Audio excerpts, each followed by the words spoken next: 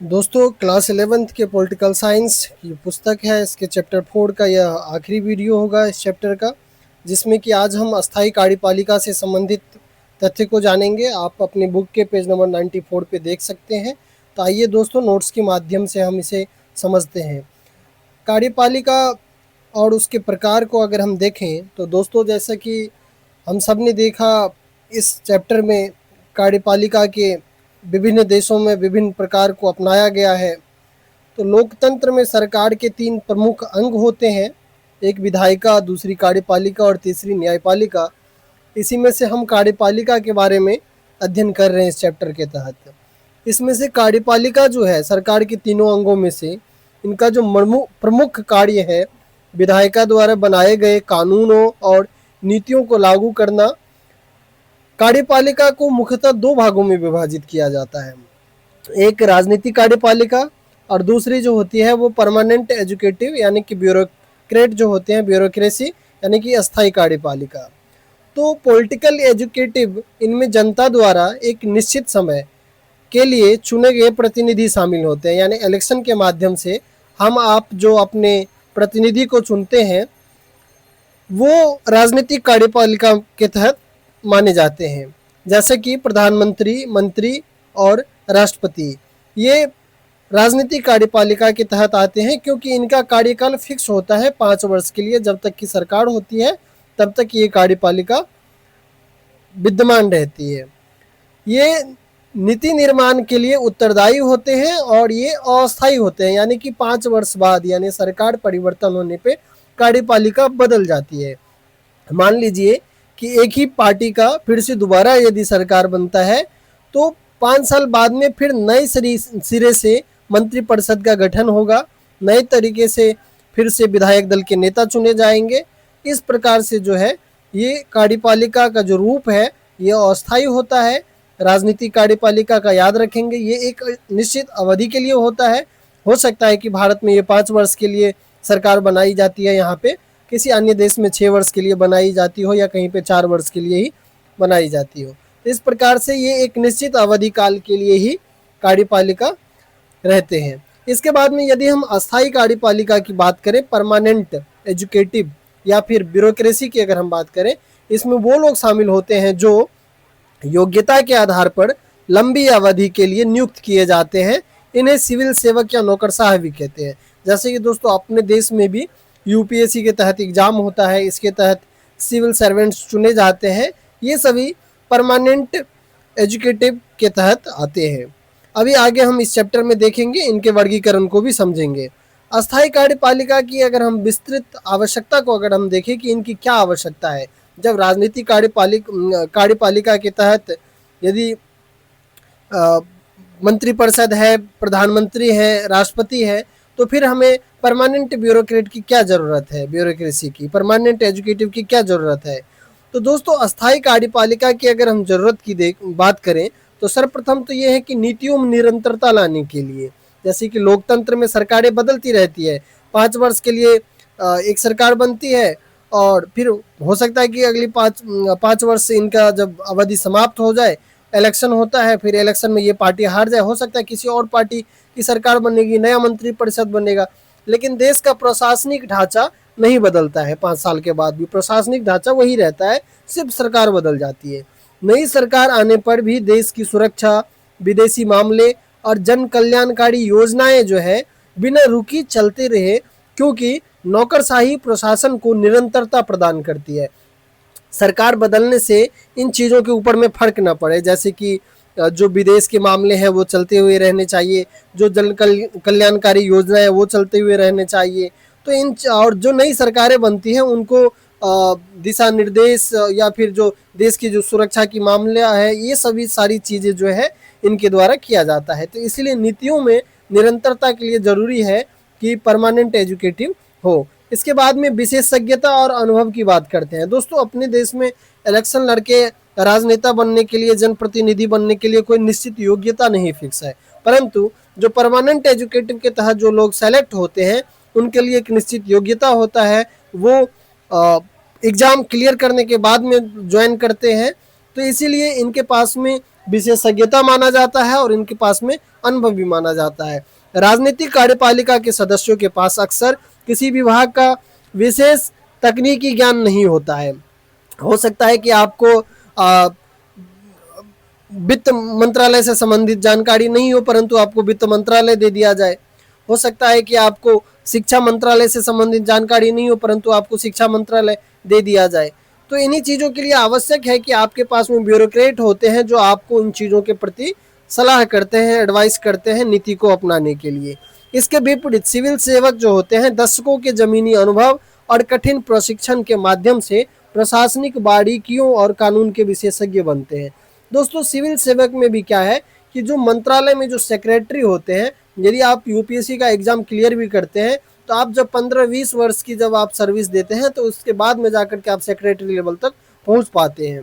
तो इसीलिए इनके पास में एक लंबा अनुभव होता है कार्य करने का अपने क्षेत्र में, तो परमानेंट एजुकेटिव की इसीलिए ज़रूरत महसूस की जाती है। इसके बाद में तथ्य और आंकड़ों का प्रबंधन जो है इनका कार्य होता है।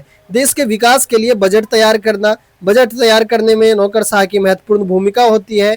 योजनाएं बनाना, जटिल डेटा का विश्लेषण करना और अस्थायी कार्यपालिका का अस्थायी कार्यपालिका का ही काम है।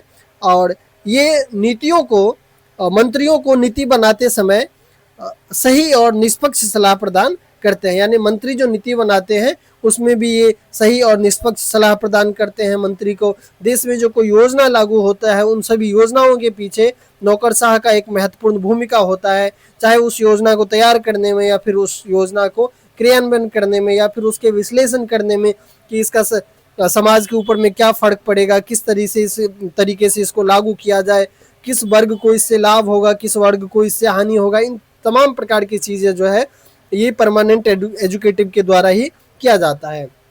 ये हम देखते हैं भारतीय नौकरशाह की अनूठी विशेषताएं और सिद्धांत को समझते हैं। भारतीय संविधान निर्माताओं ने देश की विविधता और अखंडता को बनाए रखने के लिए एक मजबूत और निष्पक्ष स्थायी कार्यपालिका की रूपरेखा तैयार की। इसके जो सिद्धांत है वो निम्नलिखित है। पहला तो एक है कि राजनीतिक तटस्थता, पॉलिटिकल न्यूट्रलिटी। सिविल सेवकों का किसी भी राजनीतिक दल से जुड़ाव नहीं होना चाहिए। उनका मुख्य कर्तव्य संविधान और कानून के प्रति होता है।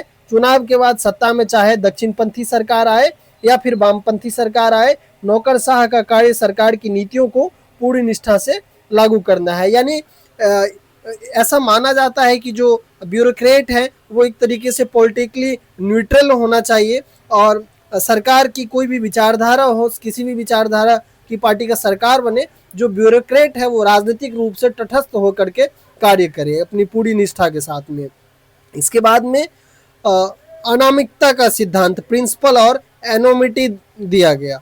यानी इसका अर्थ है कि सरकारी नीतियों की सफलता या असफलता के लिए संसद और जनता के सामने केवल मंत्री उत्तरदायी होते हैं। सिविल सेवक पर्दे के पीछे रह करके काम करते हैं। उन्हें न तो सार्वजनिक रूप से अपनी बड़ाई करने का अधिकार है, न ही उन्हें सीधे तौर पर राजनीतिक हमले किए जाते हैं कि फलाना नौकरशाह की वजह से ये नीतियां बनाई गई जो कारगर नहीं है। उनकी विफलताओं को लेकर के कभी भी आपने देखा होगा कि ब्यूरोक्रेट को टारगेट नहीं किया जाता है। जो मंत्री होते हैं, जो मंत्रालय होते हैं होती है, उन चीज़ों का जो है आलोचना किया जा सकता है राजनीतिक रूप से। नेक्स्ट है दोस्तों सामाजिक प्रतिनिधित्व। भारतीय नौकरशाही की एक विशेषता यह है कि यह समाज के सभी वर्गों का प्रतिनिधित्व करती है। संविधान के तहत सिविल सेवाओं में अनुसूचित जाति, अनुसूचित जनजाति और अन्य पिछड़ा वर्ग और महिलाओं के लिए आरक्षण की व्यवस्था की गई है ताकि प्रशासन में समाज के कमजोर वर्ग की भागीदारी सुनिश्चित हो सके। इसके बाद दोस्तों भारत में सिविल सेवाओं का अगर हम त्रिस्तरीय वर्गीकरण अगर देखें तो जो परमानेंट एजुकेटिव है भारत में, इनका एक प्रोसेस है। जैसे मैंने बताया कि ये यूपीएससी के तहत ये चुने जाते हैं, एग्जाम के माध्यम से ये सेलेक्ट होते हैं। भारतीय संविधान के अनुच्छेद 312 के तहत सिविल सेवाओं को 3 मुख्य श्रेणियों में विभाजित किया गया है। यह व्यवस्था केंद्र और राज्य के बीच संतुलन यानी संघवाद को बनाए रखने में मदद करती है। क्योंकि दोस्तों ब्यूरोक्रेट जो है चुने तो जाते हैं केंद्र सरकार के द्वारा, परंतु इनकी जो नियुक्ति है राज्यों में होती है। तो इस प्रकार से ये केंद्र सरकार और राज्य सरकार के बीच एक प्रकार से संघवादी जो भारतीय राज्य की जो प्रकृति है इसमें संतुलन बनाने का भी कार्य करती है। तो आइए इनके हम विभिन्न सेवाओं को देखते हैं, जो कि आपके बुक में इसको विभाजित करके दिखाया भी गया है, वर्गीकृत करके। तो सेवा के प्रकार को अगर हम देखें तो सर्वप्रथम है अखिल भारतीय सेवा, ऑल इंडिया सर्विस है। द्वितीय है सेंट्रल सर्विसेज है, केंद्रीय सेवाएं। और थर्ड में है राज्य सेवा, स्टेट सर्विसेज है। तो दोस्तों सर्वप्रथम हम अखिल भारतीय सेवा को देखते हैं। तो अखिल भारतीय सेवा में जो चयन है यूपीएससी के द्वारा किया जाता है, यूनियन पब्लिक सर्विस कमीशन इसका फुल फॉर्म है। नियुक्ति जो है राष्ट्रपति के द्वारा इनके अध्यक्ष की नियुक्ति होती है। तत्काल नियंत्रण जो है राज्य सरकार के द्वारा किया जाता है, जो इसके तहत जो चयनित जो ब्यूरोक्रेट होते हैं उनका, और जो अंतिम नियंत्रण जो है ये केंद्र सरकार के द्वारा किया जाता है इन्हें। प्रमुख विशेषताओं को अगर हम देखें तो जो यूपीएससी के माध्यम से जो चुने जाते हैं उसमें आईएएस है, भारतीय प्रशासनिक सेवा के लोग, आईपीएस है, भारतीय पुलिस सर्विस के, और आईएफओएस है, यानी कि भारतीय फॉरेस्ट सर्विस के लोग हैं।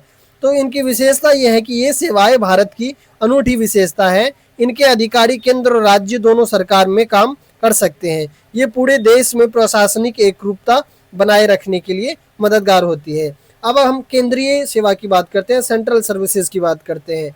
इसकी चयन और नियुक्ति जो है केंद्र सरकार के द्वारा की जाती है। ये अधिकारी केवल केंद्र सरकार के अधिकार क्षेत्र वाले विभागों और मंत्रालय में तैनात होते हैं। इनका राज्यों के प्रशासन से सीधा संबंध नहीं होता है, जैसे कि आईएफएस यानी कि इंडियन फॉरेन सर्विस, भारतीय विदेश सेवा, जिसके तहत दूतावास जो है नियुक्त किए जाते हैं अन्य देशों में। इसके बाद में आईआरएस है, भारतीय राजस्व सेवा। तो आईआरएस में आयकर और सीमा शुल्क जैसे कार्य इनके पास में होता है। और भारतीय रेल सेवा, ये सभी जो है केंद्रीय सेवाएं हैं। इनका नियुक्ति और नियंत्रण दोनों ही जो है केंद्र सरकार के द्वारा किया जाता है। अब राज्य सेवाएं की अगर हम बात करें, स्टेट सर्विसेज की अगर बात करें, तो राज्य लोक सेवा आयोग, सभी देशों में राज्य लोक सेवा आयोग होते हैं। जैसे यूपी में यूपी पीएससी है, बिहार में बीपीएससी है, ऐसी झारखंड में जेपीएससी है। नियुक्ति राज्य के राज्यपाल के द्वारा किया जाता है इनका। यहाँ पे ये अधिकारी पूरी तरह से राज्य सरकार के अधीन होते हैं और इनका पदस्थापन यानी कि ट्रांसफर केवल उसी राज्य की सीमा के भीतर होती है। इसके बाद में अगर देखें, इसके तहत जो अधिकारी नियुक्त होते हैं पीसीएस, एसडीएम यानी कि प्रांतीय सिविल सेवक कहलाते हैं ये, और डीवाईएसपी प्रांतीय पुलिस सेवक, और तहसीलदार, बीडीओ जैसे पद पर नियुक्ति जो है की जाती है इस एग्जाम के माध्यम से। तो दोस्तों इस प्रकार से भारत में जो है परमानेंट ब्यूरोक्रेट को वर्गीकृत किया गया है। मुझे उम्मीद है कि दोस्तों आपको ये वीडियो पसंद आया होगा और आपके एग्जाम के लिए अत्यंत महत्वपूर्ण साबित होगा। अगर आपको ये वीडियो पसंद आया हो तो कृपया चैनल को सब्सक्राइब करें, वीडियो को लाइक करें और दोस्तों के साथ जरूर शेयर करें। धन्यवाद।